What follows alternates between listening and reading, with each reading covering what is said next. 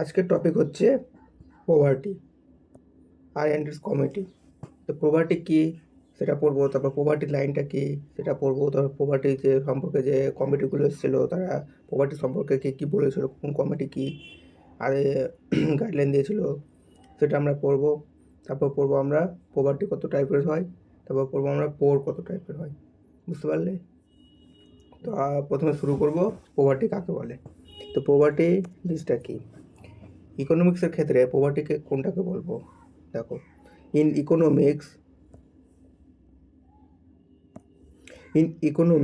poverty is a state or condition in which a person or community lacks the financial resources and essentials for minimum standards of living। মানে কি, যে সকল ব্যক্তিরা কি করে, তাদের কাছে ফাইন্যান্সিয়াল রিসোর্সেস খুব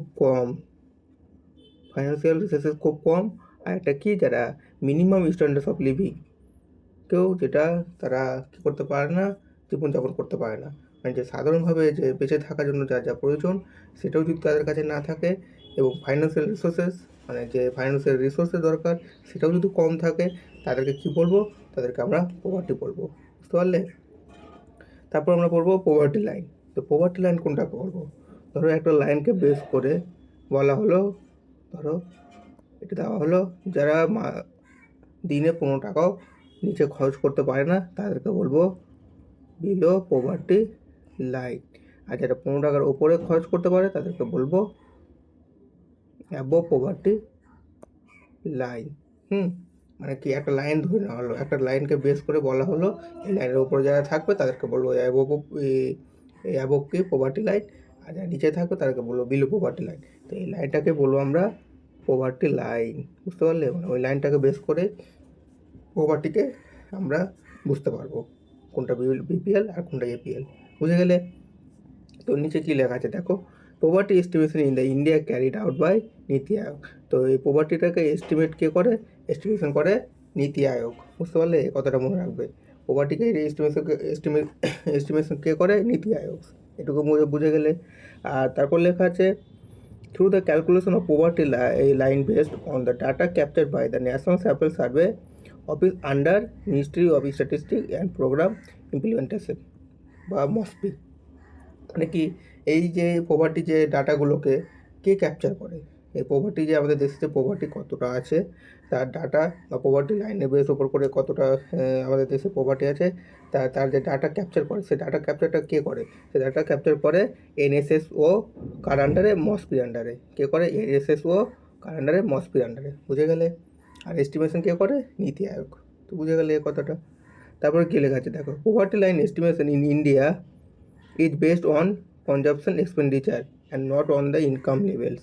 অন্যান্য দেশে কী হয়, পোভার্টি লাইনটা কী বেসিসে ধরা হয়, তাদের ইনকাম বেসিসে, মানে কে কতটা ইনকাম করতে পারছে। বুঝতে পারলো? কিন্তু আমাদের দেশের ক্ষেত্রে কী হয়, আমাদের দেশে কীভাবে ধরা হয়, কনজাম্পশন এক্সপেন্ডিচার হিসাবে। মানে কি, কে কতটা ক্যালোরি, মানে ওই ক্যালোরিটা নেওয়ার জন্য কতটা খরচা করতে পারছে, সেই হিসাবে আমরা আমাদের দেশে পোভার্টি লাইনটাকে ধরে থাকি। বুঝতে পারলে? কনজিউম মানে কি, মানে গ্রহণ করা, এক্সপেন্ডিচার মানে খরচা। তো আমাদের দেশে যতটা ক্যালোরি গ্রহণ করার জন্য কী করে কতটা খরচ করছে, সেটাকে কী বলবো, কনজাম্পশন এক্সপেন্ডিচার। আর তার উপর বেস করে কী করা হয়, পোভার্টি লাইনকে এস্টিমেশন করা হয়। বুঝতে পারলে? তারপর আমরা পড়বো, the incidence of poverty is measured by the poverty ratio which is the ratio of the number of the poor to the population, total population expressed as a percentage. It is also known as head count ratio. তো আমরা head count ratio কোনটাকে বলবো, এই যে আমাদের poverty লাইনকে base করে যে এস্টিমেট করা হয় বা মেজার করা হয়, তো যে কোনোরই একটা কী থাকে, একটা কি ইউনিট থাকে। তো আমাদের পোভার্টিটাকে মেজার করার জন্য কী ইউনিট হিসাবে ব্যবহার করা হয়, তো যে ইউনিটটা হিসাবে ব্যবহার করা সেটা হচ্ছে এসিআর, মানে কি হেড কাউন্ট রেশিও। এটাকে কি করব আমরা, আমাদের ইউনিট হিসাবে ব্যবহার করব। তো এসিআরটা কি, এসিআর হচ্ছে নাম্বার অফ বিপিএল বাই কি টোটাল পপুলেশন। ধরো একটা পোভার্টি লাইন ধরে নিলাম এটাকে, তো এর উপরে ধরো টোটাল জনসংখ্যা হচ্ছে তোমার 1000। তো 1000-এর মধ্যে হচ্ছে, ধরো এখানে আমি একটা বলে দিলাম এই পোভার্টি লাইনকে 20 টাকা, মানে দিনে যে 20 টাকাও খরচ করতে পারে না তাদেরকে নিচে রাখবো, যে 20 টাকার উপরে খরচ করতে পারে তাদের উপর রাখবো। তো 20 টাকার নিচে যারা মানে 20 টাকাও খরচ করতে পারে না তাদেরকে রেখে দিলাম নিচে, ধরো 400 জন। যারা 20 টাকার ওপরে খরচ করতে পারে তাদেরকে রেখে দিলাম ওপরে, ধরো 600 জন। তো কী বলেছে, নাম্বার অফ বিপিএল, বিপিএল কাদের বলবো, এই পোভার্টি লাইনের নিচে যেটা থাকবে ওকে পোভার্টি বিপিএল বলবো। আর টোটাল পপুলেশন আছে 1000, তো 400 কী করবো, ওপরে 400 নিচে 1000 রেখে দিলাম। তো এর রেশিওটা কী বলবো, এই রেশিওটাকে বলবো হেড কাউন্ট রেশিও, বুঝতে পারলে? এই রেশিওটাকে কী বলবো, এসসিআর বা হেড কাউন্ট রেশিও। এভাবে কি বের করা হয়, এসসিআর বের করা হয়, বুঝতে পারলে? এসসিআরটা কি, আমাদের প্রপার্টি মেজার করার জন্য একটা কি কী হিসাবে কাজ করে, ইউনিট হিসাবে কাজ করে। প্রত্যেকটারই একটা মেজার করা হয় কিছুতে। ধরো ওয়েটকে কীভাবে মেজার করা হয় কেজিতে, যেমন ধরো কোনো কিছু লিকুইডকে কীভাবে মেজার করা হয় লিটার হিসাবে, তেমনই আমাদের প্রপার্টিকে মেজার করার জন্য কী লাগে, এসসিআর লাগে, বুঝতে পারলে? এরপর পড়বো আমরা কমিটিস। তো প্রপার্টি রিলেটেড কোন কোন কমিটি এসেছিলো সেগুলো পড়বো। তো কমিটি এসেছিলো, একটা হচ্ছিলো পিডি ইন্ডিপেন্ডেন্স, একটা হচ্ছে পোস্ট, বুঝতে পারলে? তো আমাদের পিডি মানে ইন্ডিপেন্ডেন্সের আগে, স্বাধীনতা, ভারতের স্বাধীনতা হওয়ার আগে কী কী কমিটি এসেছিলো, আর ভারতের স্বাধীনতা হওয়ার পর কোন কোন কমিটি এসেছিলো, এবং কোন কোন কমিটি প্রপার্টি সম্পর্কে কী কী বলেছিল সেটা আমরা পড়বো। তো প্রথমে আমরা পড়বো পিডি ইন্ডিপেন্ডেন্স মানে কি, ভারতের স্বাধীনতা হওয়ার আগে কোন কোন কমিটি ছিল সেটা আমরা এখন পড়বো। এখানে কী লেখা আছে দেখো, প্রথমে লেখা আছে Dadabhai Naoroji through his book poverty and unBritish rule in India made the earliest estimation of poverty line. মানে কি, দাদাভাই নরোজি তার একটা বই লিখেছিলেন, তার বইয়ের নাম হচ্ছে poverty and unBritish rule in India. সেই বই কী করেছিলেন, তিনি প্রথম আমাদের দেশের পোভার্টি লাইনের কথা উল্লেখ করেছিলেন, বুঝতে পারলে? কী লেখা আছে এখানে, প্রথম the earliest estimation of poverty line. Poverty line সম্পর্কে কে প্রথম বলেছিল আর কোথায় বলেছিল, দাদাভাই নরোজি কোথায় বলেছিল, তার একটা বই লিখেছিলেন, তার বইয়ের নাম হচ্ছে poverty and unBritish rule in India. সেই বইটাতে কি তিনি পোভার্টি লাইন সম্পর্কে প্রথম কী করেছিলেন, এস্টিমেশন দিয়েছিলেন, বুঝতে পারলে?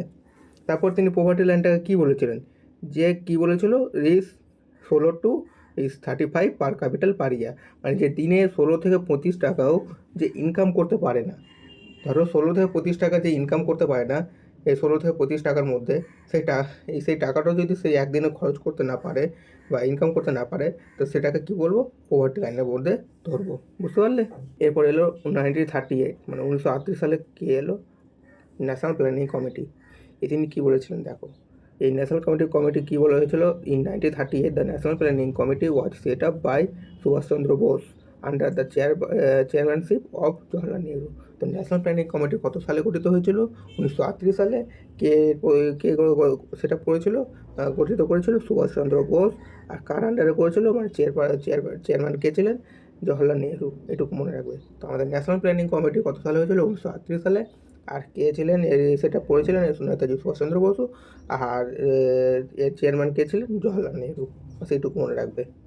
তারপর তারা এই কমিটি থেকে কী বলেছিল, তারা পভার্টি সম্পর্কে কী বলেছিল, তারা বলেছিল based on minimum standard of living perspective in which nutrition requirement were implicit.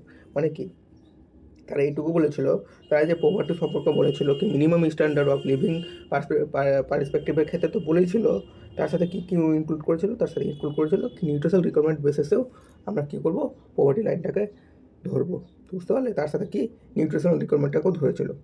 তারপরে কী এলো, তারপর কোন প্ল্যান এলো, তারপর এলো বোম্বে প্ল্যান। কত সালে, 1948।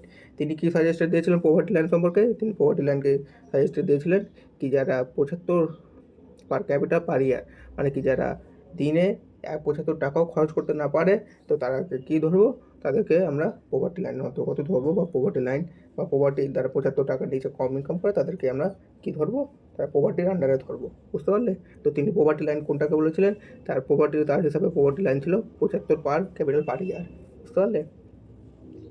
তারপর আমরা পড়বো পোস্ট ইন্ডিপেন্ডেন্স। আমরা এখন আগে পড়লাম প্রি ইন্ডিপেন্ডেন্স, এবার পড়বো আমরা পোস্ট ইন্ডিপেন্ডেন্স। তো পোস্ট ইন্ডিপেন্ডেন্সে কি কোন কোন কমিটি ছিল সেটা আমরা পড়বো।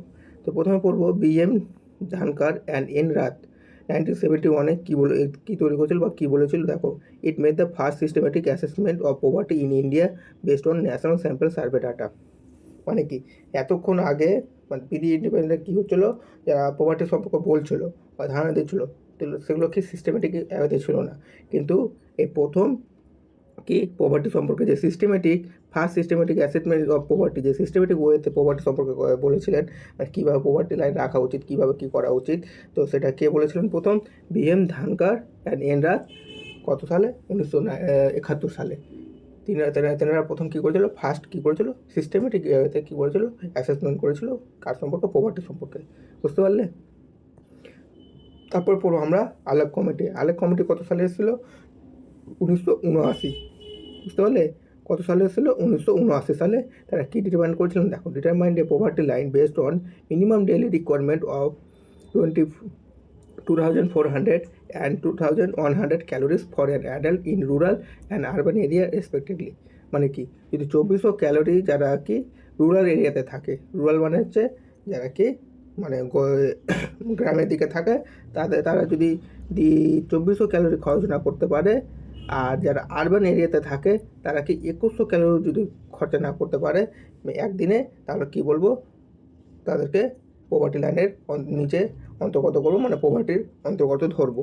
বুঝতে পারলে? তারা পোভার্টি লাইন কোনটাকে বলেছিলেন, কোনটাকে বেস করেছিলেন? পোভার্টি লাইন যে বেস করেছিলেন সেটা বলেছিলেন যে রুরাল এরিয়াতে যদি 2400, কারণ গ্রামের কাজ বেশি করতে হয়, তার জন্য তাদের ক্যালোরি বেশি প্রয়োজন, তার জন্য বলেছিলেন কি রুরাল এরিয়াতে কি 2400 ক্যালোরি যারা একদিনে যদি খরচ করতে না পারে, আর আরবান এরিয়াতে যদি 2100 ক্যালোরি যদি একদিনে খরচ না করতে পারে, হ্যাঁ, তো তাদেরকে কী বলবো? তাদেরকে আমরা পোভার্টির অন্তর্গত ধরবো।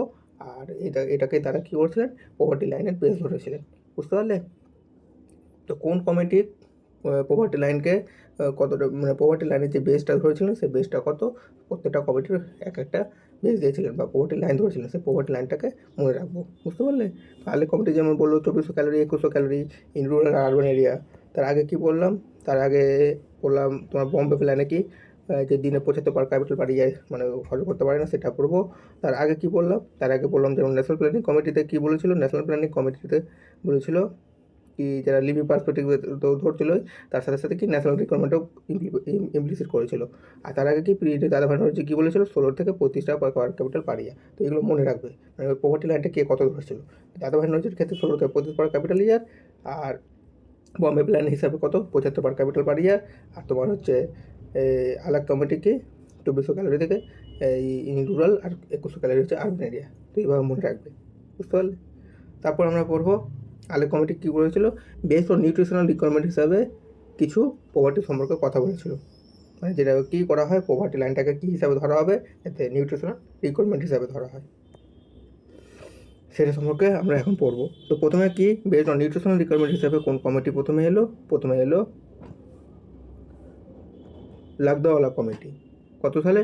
1993। তারপরে কোন কমিটি এলো? তারপরে এলো তেন্ডুলকর কমিটি। কত সালে? এই 2009, মানে 2009 সালে তেন্ডুলকর কমিটি এলো। তারপরে এনারা কী বলেছিলেন? তেন্ডুলকর কমিটি পোভার্টি লাইন হিসাবে কী ধরেছিল? এর যদি আরবান এরিয়াতে যদি মাসে 1000 টাকা খরচা না করতে পারে, আর রুরাল এরিয়াতে কি মাসে 816 টাকা যদি খরচা না করতে পারে, তারা কী হয়েছিল? তারা সেটাকে পোভার্টির অন্তর্গত ধরেছিল। আর পোভার্টি লাইন দিয়েছিল এই আরবান এরিয়াতে 1000 টাকা, আর রুরাল এরিয়াতে 816 টাকা। এটাকে তারা পোভার্টি লাইন হিসাবে বেস ধরেছিল। বুঝতে পারলে? তারপর আমরা পড়বো রানগর্জন কমিটি। রানগর্জন কমিটি কী বলেছিল? কত সালে প্রতিষ্ঠিত হয়েছিল? 2012 সালে। তারা কী বলছিল? দ্য পোভার্টি এস্টিমেশন, তারা কি পোভার্টি সম্পর্কে এস্টিমেট করেছিল।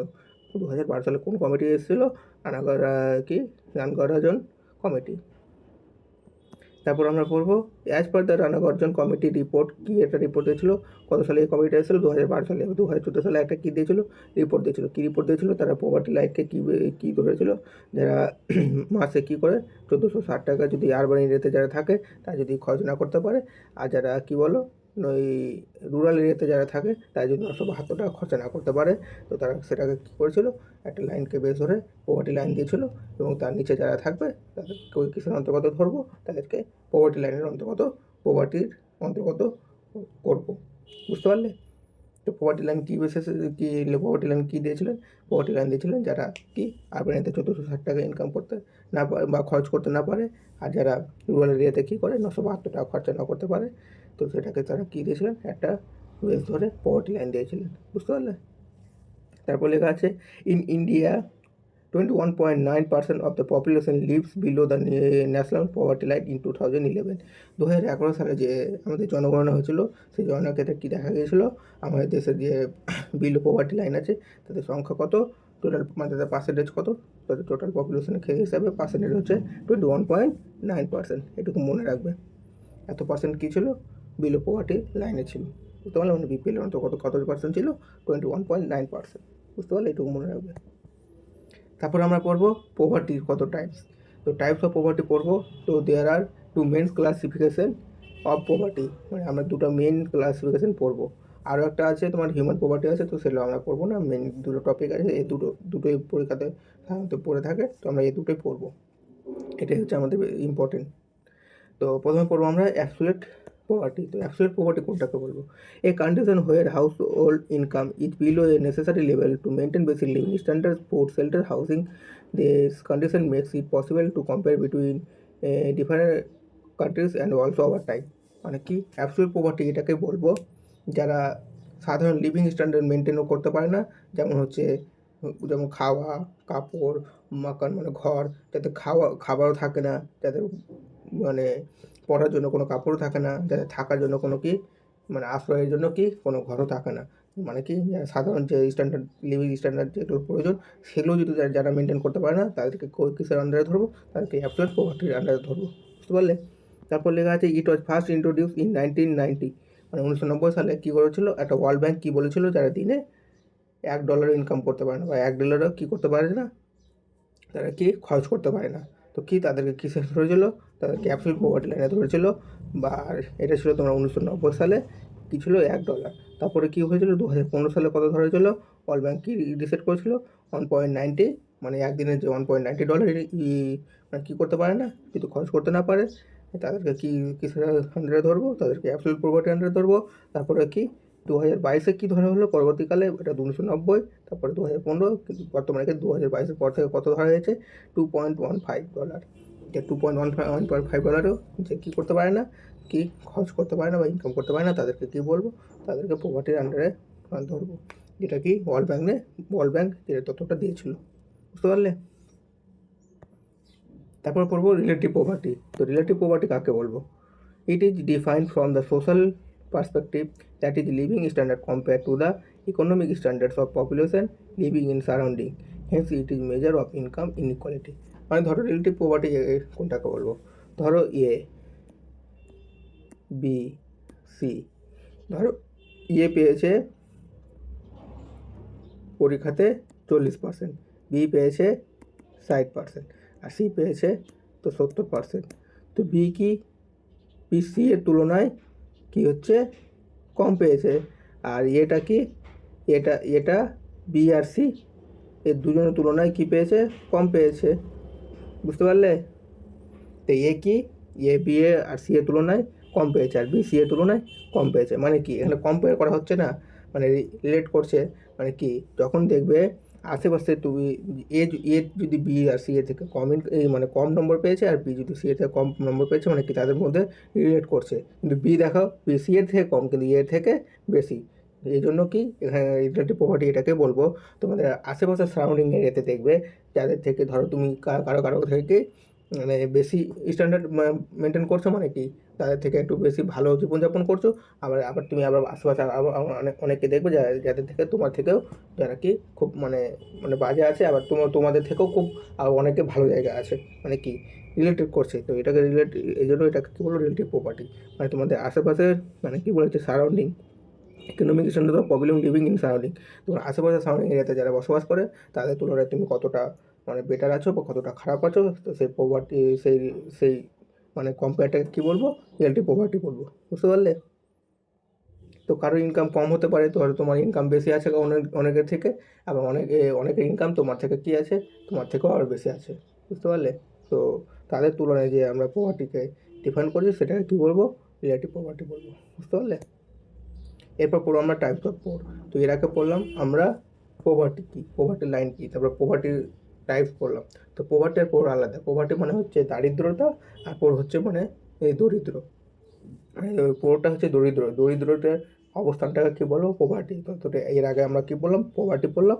এরপর আমরা পড়বো টাইপস অফ পোর করবো। একটা হচ্ছে ক্রনিক পোর, একটা হচ্ছে চার্নিং পোর, একটা হচ্ছে ট্রানজিয়েন্ট পোর। তো ক্রনিক পোর কোনটাকে বলবো? যারা ধরো ক্রনিক মানে কি, যেটা লং টার্মে চলবে, মানে কি যারা আগে গরিব ছিল, মানে এখনও গরিব আছে, ভবিষ্যতে গরিব থাকবে, মানে চলেই যাচ্ছে, যারা অনেক দিন থেকে গরিব হয়ে আছে, তাদেরকে কী বলবো? ক্রনিক পোর। তো people who are leading constant lives of poverty and who are normally poor but may have a small amount of money with them. For example, casual workers are classified collectively as the chronic poor. তো chronic poor কাদেরকে বলবো? যারা হচ্ছে casual workers, মানে যারা দিন আনে দিন খায়, বুঝতে পারলে? তো তাদেরকে, তাদের small amount of money with them, তাদেরকে কি স্মল মানি থাকে, মানে খুব কম পরিমাণে তাদের মানি থাকে, এবং তারা দিন আনে দিন এনে খেয়ে নেয়। এবং ক্যাজুয়াল ওয়ার্কার যেরকম যারা ধরো যারা পারিশ্রমিক মানে কাজ করে, দেখবে যারা আশেপাশে কাজ করে, কিন্তু তারা কী করে, এই মানে যারা মজুরিটা কী করে, যারা দিনে যত টাকা ইনকাম করে তত টাকা এনে খেয়ে নেয়, মানে কি তারা লং টার্ম ধরে ওই অবস্থায় চলে, মানে কি তাদেরকে কী বলবো? ক্রনিক বলবো, বুঝতে পারলে? তারপর পড়বো আমরা চার্নিং পোর। চার্নিং পোর কাদের বলবো? দেখো, the churning poor are the people who go in and out poverty, যারা কখনো কখনো পোভার্টির অন্তর্গত আসে আর কখনো কখনো পোভার্টি থেকে বেরিয়ে যায়, তাদেরকে কী বলবো? চার্নিং পোর। ধরো এক্সাম্পল হচ্ছে small farmers and seasonal workers. Small farmers মানে কি, ফসল কখনো কখনো কখনো ভালো হয়, তো কখনো ভালো কি ইনকামও হয়ে যায়, আর যখন ভালো ওই ফসল খুব খারাপ হয়ে গেল, তখন কি ইনকামটা অত ভালো হলো না। তার মানে কি, যখন একটা কি একসময় তারা ভালো ইনকাম করলো, মানে ভালো যাতে জীবনযাপন করছিলো, আর যখন ইনকাম হলো না, তখন এরা কি পোভার্টির অন্তর্গত হয়ে গেল, মানে তখন তারা সাধারণ মানে জীবনযাপনের যেটুকু দরকার সেটুকু ফুলফিল করতে পারছে না। তখন কী হয়? তখন সেটা তাদেরকে কী বলবো? চার্নিং পোর বলবো। আর সিজনাল ওয়ার্কার্স কাকে বলে? ধরো দিওয়ালি এলো, দিওয়ালিতে যারা প্রদীপ বিক্রি করে, তারা মানে দিওয়ালি টাইমে বিক্রি করে দিল, আর আদার্স টাইমে বিক্রি করতে পারে না, তো সেই সময় তারা কি পোভার্টির বাইরে মানে বেরিয়ে আসে, আবার অন্য সময় কি পোভার্টির ভিতরে চলে যায়। তো বুঝতে পারলে চার্নিং পোর কাদের বলবো? মানে কখনো কখনো তারা পোভার্টির মধ্যে আসে, কখনো কখনো পোভার্টি থেকে বেরিয়ে যায়, তাদেরকে কী বলবো? চার্নিং পোর বলবো। তারপর পড়বো আমরা ট্রানজিয়েন্ট পোর। ট্রানজিয়েন্ট পোর কাদের বলবো?